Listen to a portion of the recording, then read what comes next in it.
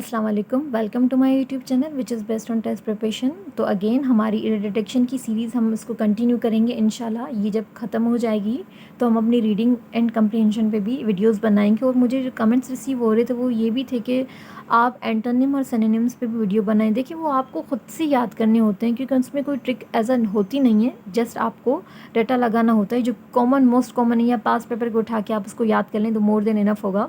Anyways हम अपने video पे आते हैं। सेंटेंस नंबर 1 यहाँ पे है the two train hit one and other in Dom.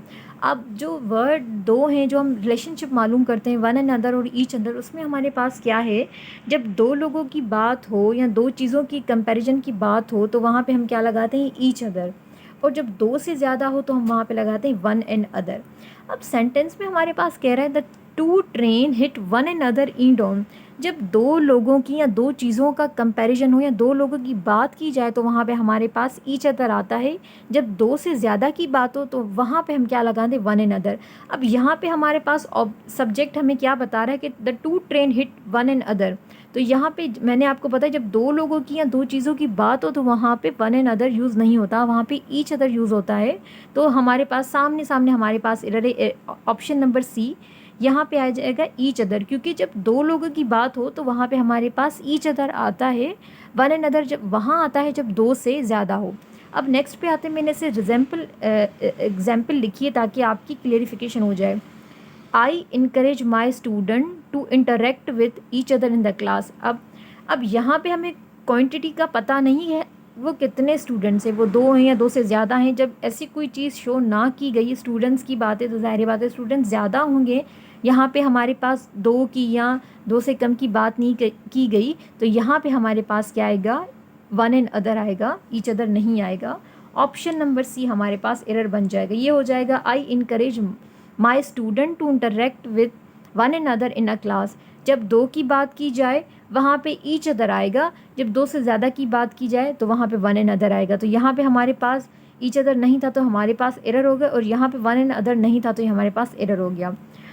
Third पे आते हैं, सना एज वेल एज साइमा वर लेट।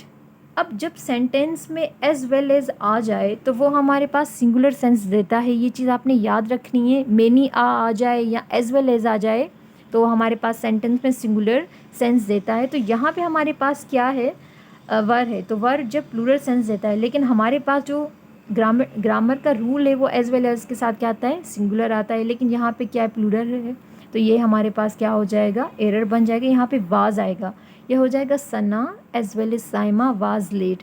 आपने एज वेल एज आ जाए तो वो हमारे पास सिंगुलर सेंस देता है।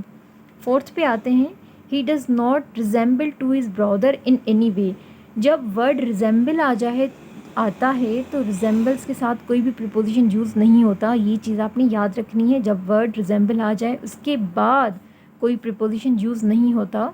अगर यूज़ हो जाता है तो वो एरर बन जाता है। अब यहाँ पे टू यूज़ हुआ है तो इट मीन्स हमारे पास ये जो है हमारे पास एरर है। ऑप्शन भी हमारे पास एरर बन जाएगा। ये हो जाएगा ही does not resemble his brother in any way. Resemble के साथ कभी भी कोई भी प्रीपोजिशन नहीं आता। वो प्रीपोजिशन जो फिक्स हैं वो भी याद करने हैं, वो वर्ड्स जिनके साथ प्रीपोजिशन यूज़ नहीं होते वो भी आपने याद करने हैं। अब फिफ्थ पे आते हैं, he gave me a 10 rupees note. अब मैंने लास्ट वीडियो में बताया था 100 रुपी या 10 रुपीज़ आ जाए तो वो जो है वो 100 रुपीज़ नहीं बन जाता, वो 100 रुपी होता है। क्योंकि आप एक ना पर्टिकुलर एक कंबाइन चीज़ की बात करते हैं तो वहाँ पे ये कभी भी नहीं होता, रुपीज़ नहीं होता। 10 रुपी, 100 रुपी, 1000 रुपी, रुपी होता है, वो रुपीज़ नहीं बन जाता। लेकिन जहाँ पे हमारे पास क्या है, रुपीज़ है, तो हमारे पास एरर बन जाएगा ऑप्शन सी। ये हो जाएगा ही gave me a 10 rupee note. जब 10 रुपी नोट हो या कुछ 10 रुपी हो, 1000 रुपी हो तो वहाँ पे रुपी होता है, रुपीज़ नहीं होता। ये चीज़ आपने याद रखनी है और आपने इनकी प्रैक्टिस करनी है। और आप एक अपने पास जो है वो नोट्स बना लें जिसमें फ़िक्स प्रीपोजिशन और जिनके साथ यूज़ होता है तो वो एरर बन जाते हैं। इसी तरीके से आप आर्टिकल्स के भी लिखें। इंशाल्लाह जो आपकी प्रॉब्लम है वो सॉल्व हो जाएगी। Thank you, all the best, अल्लाह हाफ़िज़।